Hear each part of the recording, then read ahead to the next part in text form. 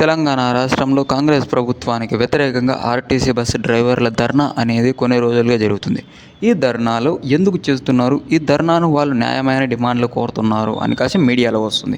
అయితే ఈ న్యాయమైన డిమాండ్ల వెనక ప్రభుత్వం ఎందుకు ఇంకా స్పందించడం లేదు? ఈ ఆర్టీసీ బస్సులు నడపకపోవడం వల్ల ప్రయాణికులకి అనేది చాలా ఇబ్బందులు అనేది ఎదురుతుంది. దీంట్లో కాకుండా కొంతమంది కాంట్రాక్టర్లుగా తీసుకొని చేస్తున్న వాళ్ళకి స్కిల్స్ లేకపోవడం వల్ల వాళ్ళకు కొన్ని ప్రాబ్లమ్స్ అనేది వస్తున్నాయి.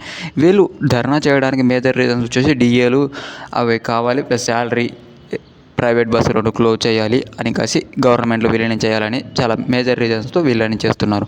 ఈ ధరను పట్టించుకోపోవడానికి ప్రభుత్వం దగ్గర ఆర్థికంగా స్తోమత అనేది కొంత తక్కువగా ఉంది. కొత్త రిక్రూట్మెంట్ చేయాలన్న స్తోమత అనేది తగ్గుతుంది. కొత్త రిక్రూట్మెంట్ చేస్తే యువతకు కూడా ఇటు ఒకటి దెబ్బకు రెండు పేడలు అన్నట్టు కొత్త రిక్రూట్మెంట్ చేసినా అవుతుంది. కానీ ఆర్థికంగా కొద్దిగా స్టేబుల్గా లేనందుకు ఈ పథకాలు అనేది మహాలక్ష్మి పథకం వల్ల చాలా ఆర్థికంగా నష్టం వచ్చినందుకు గాను ఈ ప్రభుత్వాలు అనేది కొద్దిగా వీటిని నెగ్లెక్ట్ చేస్తూ ఉంది. ఇంతేకాకుండా ఈ ఆర్టీసీ ధర్నాపై మీరేమనుకుంటున్నారో కామెంట్ సెక్షన్లో తెలియజేయండి. Thank you for watching this video. ఇటువంటి వీడియోస్ కోసం ఎస్టేట్ ఛానల్ ఇప్పుడే సబ్స్క్రైబ్ చేసుకుని పక్కనే ఉన్న బెల్ ఐకాన్ ఆల్ పెట్టుకోండి. Thank you.